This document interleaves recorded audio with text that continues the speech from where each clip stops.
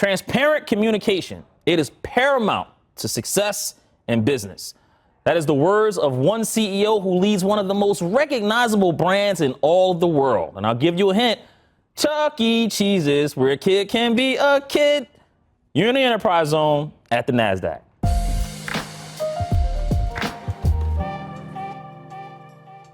Hello, everyone. It's Jabari Young, senior writer at Forbes, and you're in the enterprise zone at the Nasdaq. I gave you a preview of who we're talking to. His name is Dave McKillips, and he is the CEO of Chuck E. Cheese Entertainment and his parent company, CEC Entertainment, based in Irving, Texas. We all know the brand, Chuck E. Cheese. Been around for 47 years. That's right. Dave, thank you so much for taking the trip to the Nasdaq, man. Welcome. Thank you, and great to be on today. I appreciate this, man. It's your first time at the Nasdaq? It is. Oh, my God. Beautiful. This is ridiculous. A guy like you're still CEO of Chuck E. Cheese, your first time at the Nasdaq. First time, but it's great. Thank you so much for having me. No, anytime, man. Well, listen, we're here. You got to give me a stock. What has worked for Dave McKillips all these years? Coinbase has worked very well for me. How's that? I like that. Not Coinbase. It means you're into crypto then. Yes. You walk into a fifth grade class, right? What do you tell these kids about what you do for a living? They say, hey, David, what is your job? What do you do? I work for Chuck E. Cheese, and the kids absolutely explode. They love it. They love it. It would sound nice, right? I work for Chuck E. Cheese. Is that the reaction you get, though? Like, it really is. Kids love this character. In fact,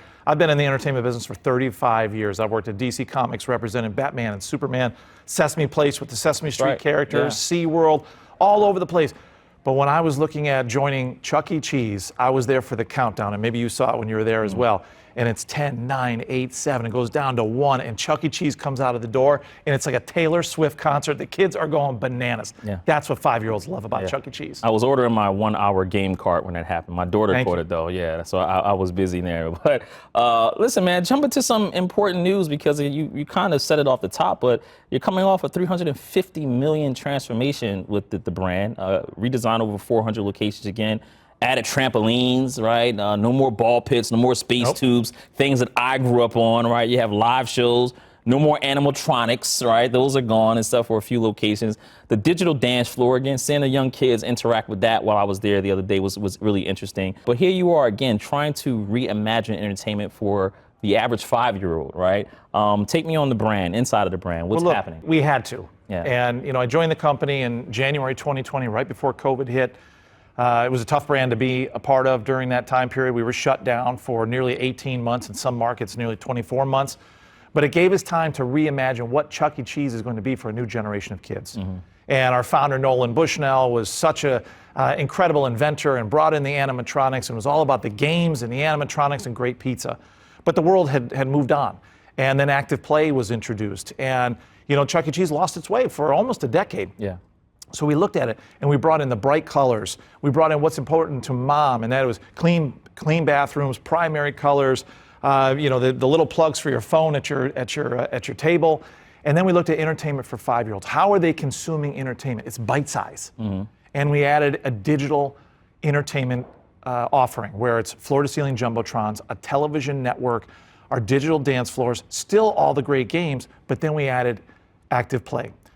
Trampolines for little kids under 56 inches, and that was a safe zone. We're all about wholesome, safe family entertainment. That's what we want to deliver, not only for our kids, but our parents when they walk in that door. Yeah, I'm telling you, man, again, my daughter is 12, and so I was trying to find out if she still resonated with the brand. Like, is it still... And at first, she looked around at me like, Dad, why am I here? There's a whole bunch of 5-year-olds running around, Dave. That's right. And I tell you, I felt like an intruder. I was in their way, and they were bumping into me like, get out of here. This is where a kid can be a kid. That's right. But at the same time, it kind of brought back that nostalgia for people who don't know. I mean, listen, this brand, it was once called Chuck E. Cheese Pizza Time Theater, right? Yeah. 47-year-old company, been around since 1977. 2014 for the history was purchased by Apollo, $1.3 billion, taken private, and then expanded at that point to 577 locations throughout 47 states, 10 foreign countries. This is back in 2020. Now owned by Monarch, alternate capital, as well as Rebranding Advisors. What is the state now as far as from an ownership level? It's obviously private. Private company, and we're owned by several private equity firms. Yeah. And right now we're focused on just operating the business and growing the business, and we haven't talked about an exit strategy right now. we are heads down, just operating the best we can. We just got done through the brand transformation. We are expanding right now internationally. We're now in 17 countries and territories worldwide. We opened up in Australia a week and a half ago, and today we just put on the wire that we're expanding into the UK for the first time. So we're really excited about that. But what got us really jazzed about the business here domestically is that we introduced a lot of new programs. Now, we couldn't do that yet until the product was fixed. So it's all about getting that product up to date. And we talked about all the great entertainment enhancements that we've already put in place. But now, how do you invite the kids back? How do you invite the parents back to Chuck E. Cheese, who may have been vacant from the brand? There is no brand like this in the world where you come in around 2, you leave around 8, 9, 10 years old, right? So your daughter's just on the edge there, but you don't come back for 15 years until you have kids, right? So we need to reimagine that brand. And how do we do that? By delivering value and affordability. We launched the first time a summer pass program and a membership program now, and have nearly 400,000 active base members. That's a combination of 2-month members and 12-month members that can visit us at any time. And that has been a home run for us. Yeah, I was one of my favorite shows is I watched this show Wall Street Week on Bloomberg, and I love the show. But they did a segment about zombie companies, and Barnes & Noble, how that was once a zombie company, and here it is. Barnes & Noble has reinvented itself, right? It's there, like you guys expanding. I never thought a bookstore, people don't read books, like expanding, right? And on the other half of that, you have Hertz, which is going through a very tough time because they maybe went all in on EVs, right? But I'm looking at your trajectory and I'm thinking like, okay, well, at one point it maybe have appeared that Chuck E. Cheese was a zombie company, but here you guys again have refreshed.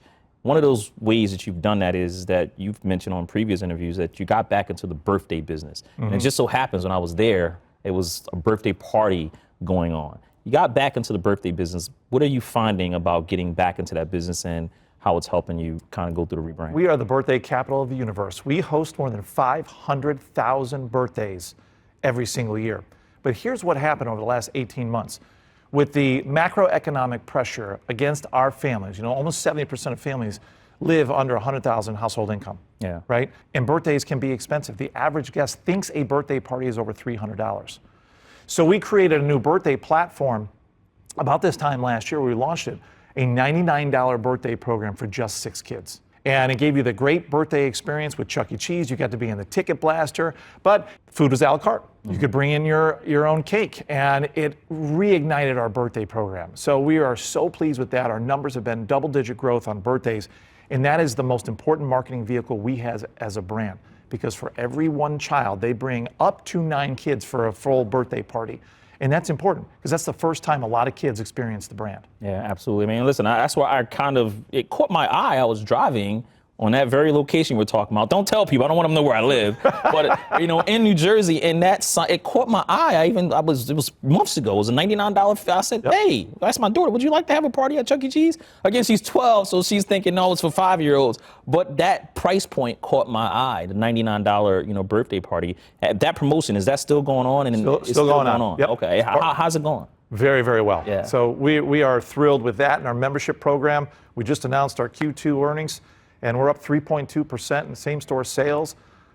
Including August, the last 6 months have been positive same-store sales in the last 14 out of 17 months. So our team is really executing at the highest level right now, delivering value and affordability. Yeah, and those stores look nice. People, and I did not know the animatronics was scaring off people. Like, that was a really big thing. And then the movie, what is it, Five Nights at Freddys. Five Nights at Freddys. My daughter doesn't believe that was a spoof of the Chuck E. Cheese. Like, she does not think it has any type of connection whatsoever there. But ever since that movie came out, did you find like, man, it was good that we got rid of the animatronics because this is scary? Well, I'll tell you, the animatronics were part of the legacy brand of Chuck E. Cheese. We all remember them. That's how we grew up. But I'll tell you, parody is something that can be great for a brand as well. And yes, that movie was certainly out there to scare little kids and scare their audience, but it brought the nostalgia back to the brand because everybody connects it. And I'll tell you, I appreciate parody. I was once the associate publisher of Mad Magazine. Wow, I did not know that, but I did not know that in your history, right? I know you worked at Kent's Pizza, and I'll get to that in a minute, but I did not know you had the magazine background as well. That's very interesting, man. You were a journalist then, like me.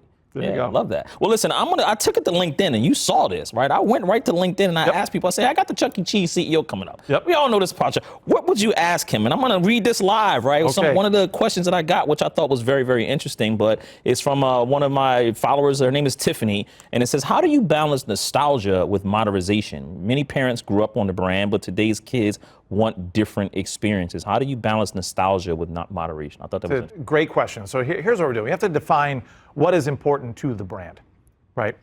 So Chuck E. Cheese at its beginning was all about the gameplay, the great games that you could play, the arcade games, along with the entertainment.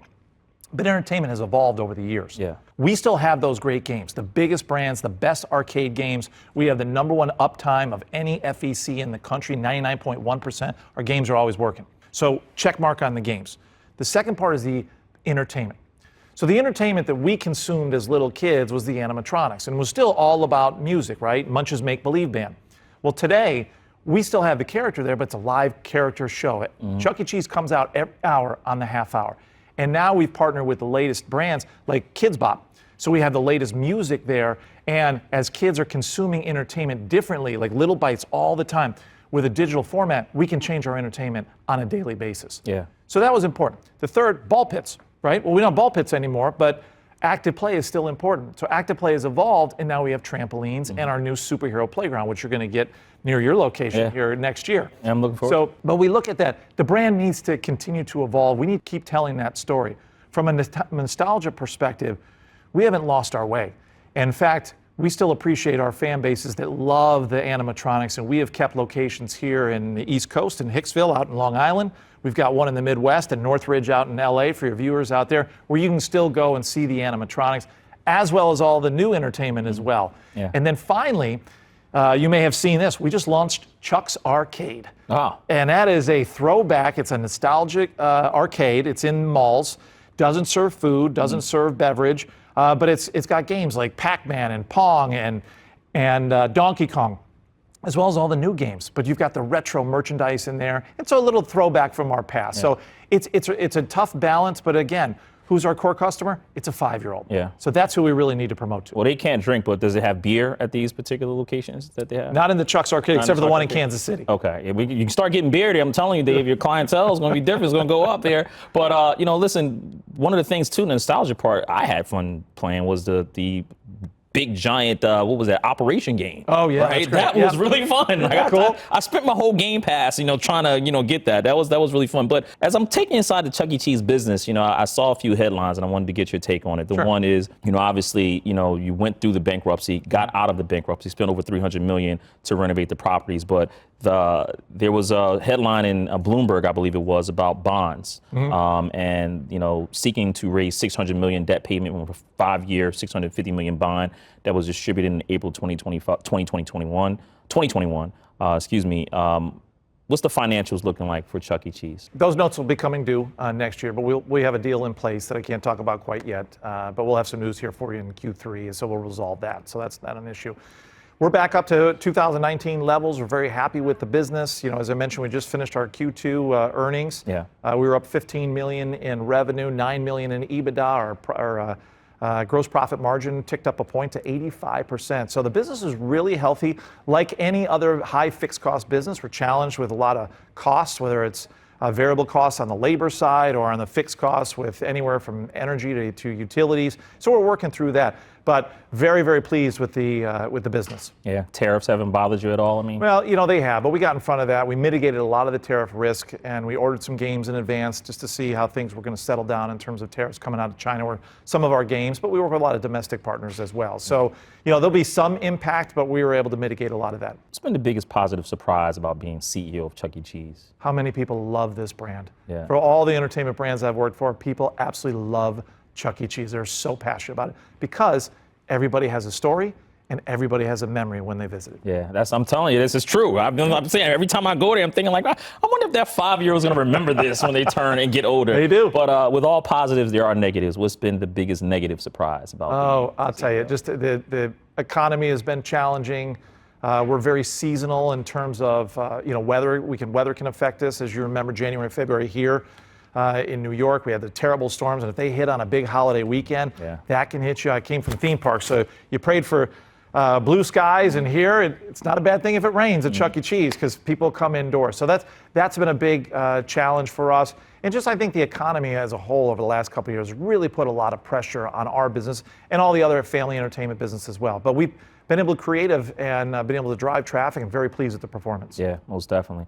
Take me back a little bit, man. You grew up in St. Louis, Missouri, right? What was that like for you? It was great, although ocean wasn't too close. So, so it was always a goal. I wanted to, see an ocean, and it was great. I started in the pizza business when I was 15 years old, making pizzas and cleaning dishes and serving, and it was great. I love St. Louis, what a great city in the Midwest, and it was a great start for me there. And then you go ahead and you go get a BA, Communication Studies from the University of Georgia, and receive the postgraduate certificate in Marketing and Finance from New York University. What's Dave McKillips like coming out of college? Like, what is your ambitions? And I only ask because you see a lot of young kids today unable to find jobs because of AI and other things going on. The economy's slow. So you may be looking, to find your way, right? Take me back to that young college. Absolutely, and I speak to a lot of college students today about this, and it really started. I had such an incredible run working at SeaWorld in Orlando, Florida. In fact, I worked many seasonal jobs. I was in Athens, Georgia, studying at the University of Georgia. I would leave and drive 6.5 hours to go work the weekend at SeaWorld in Orlando, come back on Sunday, and then study all week at Georgia. Yeah. And I just say that because the job market at that time was really tight as well. And you've got to push yourself, and you've got to make sure that you're getting noticed, because there are a number of graduates are out there, and you can't wait till you get out of school to start trying to find a job. So get internships, work hard. But I came out of school, my eyes wide open, and I took every opportunity when the door opened. I was working at the #1 theme park in the company at the time at SeaWorld in Orlando, and they offered me a position at Sesame Place in Langhorne, Pennsylvania, which at the time was the smallest theme park. I'm from Philly. I know all about Sesame Place. Okay, so Langhorne, Pennsylvania. And I took that opportunity. I could have stayed there in the sun and the fun in Orlando, but I went to Philly. Yeah. And spent 2 years there, and it was great. And then an opportunity opened up to be right here in Manhattan, work for DC Comics and Warner Brothers, and loved every minute of it. Just a desired working hard and learning as much as I possibly could. Yeah. What would you tell that young professional who, could be looking at some opportunities? Would you always say yes? I know you have that advice, always be nice to people, right? Because you just never know. But when I was young, I didn't say no. I took a yes, and I worked as hard as I possibly could, even if it's a job I didn't want, because it led to another opportunity. Yeah. Well, you look at how you became a CEO, right? You have that background in theme parks and licensing. You said it. You spent time at SeaWorld, at Sesame Place, DC Comics, at Six Flags too, which is probably my second best place to go to. And I look at your resume, I'm like, wow, there's Chuck E. Cheese, my childhood, and there's Six Flags, my teenage and my adult years, right? What was working at Six Flags like, man? I mean, is that like you get free rides forever? It was just incredible. So I joined the team with a new management group. Yeah. And started off in the sponsorship business, and we built the new sales, marketing, and sponsorship team at Six Flags. And we built out the Six Flags Media Networks, where we had televisions and ride lines, and basically followed the league sponsorship. You have a league and you got a team. So we had a league, Six Flags, and we had all the parks. So that's kind of what we did. And we drove multi-millions of dollars in sponsorship revenue. And luckily, I had the opportunity to take that success we had there, and they moved me into operations. And I was overseeing food service, 17,000 employees, the largest revenue division at Six Flags. It was a big chance they took on me, which I appreciated. And I was running food service, retail, parking, Fast Pass, you know it all, and Exit 7A. It was incredible. But my final job there was just spectacular. I was the president of international development. I got to work all over the world, and was very proud of some of the deals that we have done. In fact, Six Flags Qiddiya in Riyadh is going to be the first theme park in the kingdom. Yeah. And I was very much a part of that deal, and I'm so proud to see the team succeed there. Yeah. If you had to look at your career and sum it all up in one word so far, right? Here you are again running Chuck E. Cheese. What would that one word be? Describe Dave McKillips' career in one word. Never say no. Never say no. That's not one word. I know, but it's just, the opportunities have just been so incredible. As you can see, I built them, and when I walked into Chuck E. Cheese, I could see my whole career building. Making pizza as a 15-year-old, working in preschool marketing at Sesame Place, working with the movies and animation and comic books at DC Comics, then working in guest service and family entertainment at Six Flags, working in international. It's incredible. All those pieces came to place, And now we have a spectacular team, and it's incredible. We're doing all those things at Chuck E. Cheese. In fact, we'll have a 2D animated holiday special coming out this Christmas. I'm really excited about that. Man, all this stuff going on at Chuck E. Cheese, man, I'm telling you. And they still make pretty good pizza, I can't lie. The pizza's great. Scratch really made every day. I was hoping that it wasn't so I could have some criticism to offer, but it really wasn't, though. As you're hiring and you're looking for that next generation Chuck E. Cheese worker, a lot of teenagers work for you, but looking at the C-suite, specifically, what trait do you look for when you're hiring execs? Open communication and cross collaboration between departments. Yeah. And having the ability that you could be in an operation role and move to marketing, you can move from marketing, you can move to HR, and just having that diversity and talent and viewpoint has helped me tremendously. I look at the same thing in my C-suite. Yeah, as you always said, I'm listening to interviews that you've done in the past, how communication, you have to be very, very strategic. I mean, offer them the good, the bad, no sugarcoating, because you find that is just the ugly. Clarity. That's right, the ugly too. There's a lot of that too. But you've been very, transparent. A lot of some CEOs are not as transparent. That's worked? It has. In fact, I told our company, and I do listening and learning tours all the time. I'm in the stores all the time. That I almost changed my title from Chief Executive Officer to Chief Empathy Officer. You have to be understanding today. People have so much pressure, and the world is sideways in so many different ways. For us to listen and to react and care about our people is tremendously important in terms of our loyalty. Our general manager turnover was 14% last month. That's unheard of in our industry. And I'm so proud of that, and the team that we have built, they stay around, they take care of our guests, they take care of the team and our communities. Yeah, love that. You guys are located again in Irving, Texas. I want to just say it's right down in the Dallas area. It is. But, me and you were talking off, and I was going through McKinney just not too long ago. I love Dallas. I don't want to live down there, right? But I'm not the only person. People may disagree with me on that. The one thing is that, I go down there and I see nothing but cranes, and it's just building. It's just so much happening down there. For an entrepreneur who could be looking to reset, right? Why should they consider Dallas? Like, what's your sell? You're down there, Dave. Chuck E. Cheese is based down there. What's your sell to move to Dallas? Well, I'll tell you. So Dallas is a hub for family entertainment, and you've got the major family entertainment companies all headquartered there. So I enjoy it personally. So outside of Orlando, it's number 2 in terms of housing the FEC headquarters in the country. So that's great. But I'll tell you, it is just booming. People are moving to Texas. It's a very business-friendly state. You've got people moving from the north, from the west, from the Midwest. They're coming down to Texas. The schools are fantastic. I had the opportunity in 2017 to move to New Jersey, actually to Texas.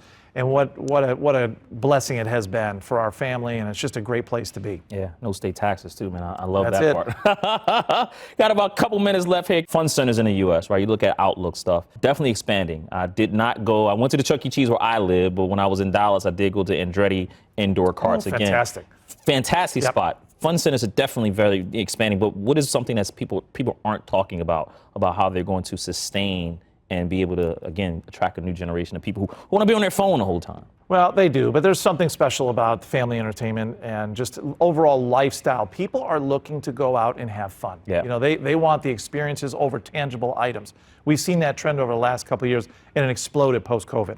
People were spending money on experiences. And if you look at the amount of family entertainment and just casual entertainment overall, it's exploded. And whether it's golf, whether it's darts, whether it's pickleball, whether it is arcades, retro arcades, the Andretti go-karts, so much of this entertainment is popping up today. So it's all about delivering that value and affordability, because you only get 1 and 1.5 visits per year unless you really have a reason to deliver that great experience and to drive multiple visits a year, because there's a lot of competition. Yeah. Well, listen, you guys are getting expanding internationally. So if you had to look around the world, which country would you invest in personally? You invest in right now. Put your money there. Vietnam. Why Vietnam? Yeah. I think Southeast Asia is just so wonderful. And if you look at the population growth, if you look at kids' birth rate, if you look at just economic health of the country, that would be a great place to be. And there's a lack of entertainment. So for our business, that'd be a great place to go. Yeah,